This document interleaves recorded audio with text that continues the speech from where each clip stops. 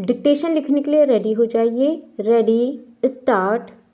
यदि एक आदमी काम करने का बहाना नहीं कर रहा है बल्कि हाथ में लिए हुए काम को पूरा करने के लिए प्रयत्नशील है तो उसके प्रयत्नों का कार्य के स्वरूप के अनुसार अनिवार्यतः एक खास सिलसिला होगा। वही कार्य के स्वरूप के अनुसार जो काम पहले करना चाहिए, यदि वह उसको बाद के लिए छोड़ देता है अथवा उसके आवश्यक हिस्से को सर्वथा छोड़ देता है तो निश्चित रूप से वह गंभीरतापूर्वक काम नहीं कर रहा बल्कि काम का बहाना कर रहा है।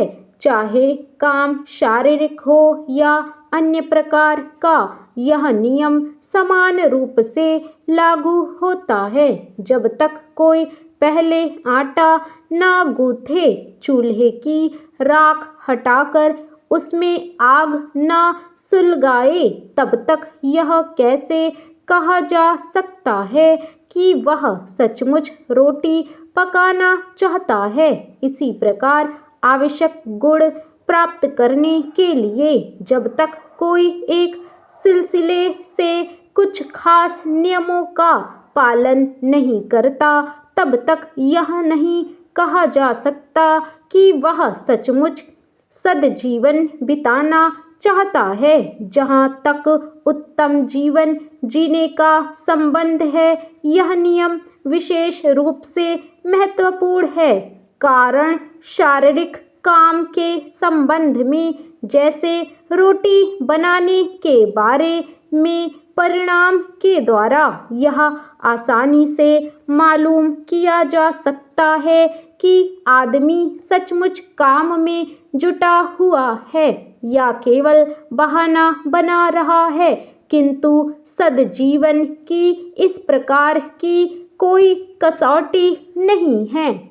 अगर लोग बिना आटा गूंथे या चूल्हा सुलगाए रोटी पकाने का ढोंग करें, जैसा कि सिनेमा में होता है, तो परिणाम से अर्थात रोटी के अभाव से यह प्रकट हो जाता है कि वे केवल बहाना कर रहे हैं।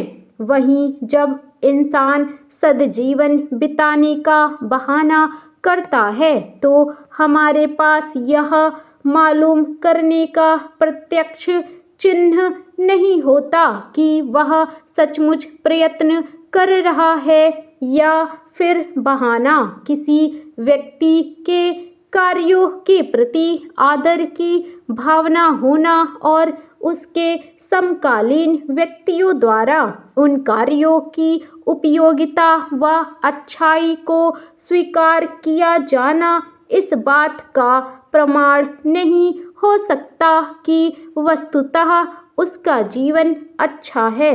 इसलिए सद्जीवन के बाह्य दिखावे और असलियत में भेद करने के लिए एक खास नियमित सिलसिले से गुणों की प्राप्ति द्वारा जो संकेत मिलता है वह खासतौर पर बहुमूल्य होता है। यह संकेत इसलिए बहुमूल्य नहीं होता कि इसके द्वारा हम अच्छाई की दिशा में दूसरे लोगों की कोशिशों की गंभीरता का पता लगा सकते हैं, बल्कि उसके द्वारा हम अपनी सच्चाई को ही कसौटी पर परख सकते हैं। इसलिए सद्जीवन की ओर प्रगति करने के लिए मनुष्य को क्रम पूर्वक सद्गुणों को प्राप्त करना चाहिए। फलस्वरूप मानव जाति के गुरुओं ने इस प्रकार के सद्गुणों का हमेशा निश्चित क्रम निर्धारित किया है। इसके साथ ही सद्जीवन जीने के लिए आत्मसंयम जरूरी है। आत्मसंयम के बिना ना तो उत्तम जीवन कभी संभव हुआ है और ना हो सकता है। आत्मसंयम से पृथक उत्तम जीवन की कल्पना ही नहीं की जा सकती है।